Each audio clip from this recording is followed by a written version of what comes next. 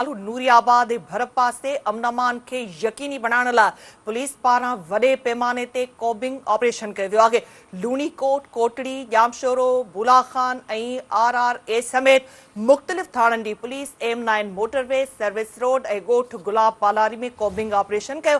कॉबिंग operation दौरान केतिरनि ई हंधनि ते चेकिंग, सुञाणप कार्डनि जी जांच ऐं डिवाइस ज़रिए इश्तिहारी ॾोहारनि जी ॻोल्हा कई वई। का बि गिरफ़्तारी अमल में न अची सघे। पुलिस जो चवणु आहे त ऑपरेशन जो मक़सदु ॾोहारनि ख़िलाफ़ कार्रवाई करे अमन अमान बहितर बणाइणु आहे। ॿिए पासे वरे अंग में पुलिस नफ़री जी मौजूदगीअ सबबि इलाइक़े में हिरास पखिड़िजी वियो। ही अहम ख़बर नाज़रीन नवाज़ सां शेयर कयूं पिया।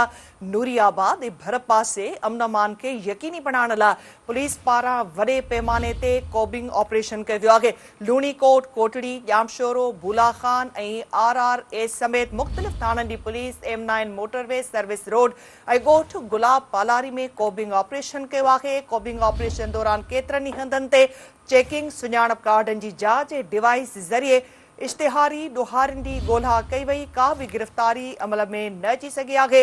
नूरियाबाद ऐं भरपा से अमन अमान खे यकीनी बनाइण लाइ पुलिस पारां वॾे पैमाने ते कॉबिंग ऑपरेशन कयो वियो आहे। अहम अपडेट्स अव्हां सां शेयर कयूं पिया।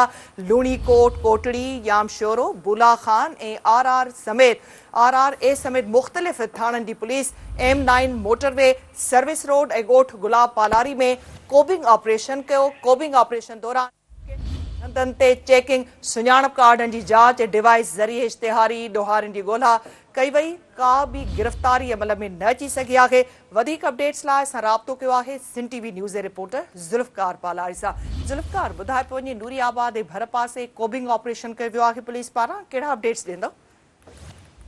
जी, नूरियाबाद थाणे जी हद में दौलत अमान खे यकीनी बनाइण लाइ पुलिस जो वॾो कॉम्बिंग ऑपरेशन कयो वियो आहे, जंहिंजी अॻुवाणी DSP कोटड़ी शाहनवाज़ जोखे जी अॻुवाणीअ में लूणीकोट, कोटड़ी, जामशोरो, 15 थाणा बुलाखान, नूरियाबाद, RRA समेत लेडीज़ पुलिस ऐं मुख़्तलिफ़ इलाइक़नि जी पुलिस फोर्स जेका मौजूदु हुई, उन्हनि M9 motorway road, service road ऐं ॻोठ गुलाब पालाई समेत मुख़्तलिफ़ ॻोठनि ते चेकिंग करे सुञाणप कार्डनि जी जांच, तलाशी, डिवाइस होल्डवल जे ज़रिए जेके इश्तिहारी ॾोहारनि जी ॻोल्हा कई।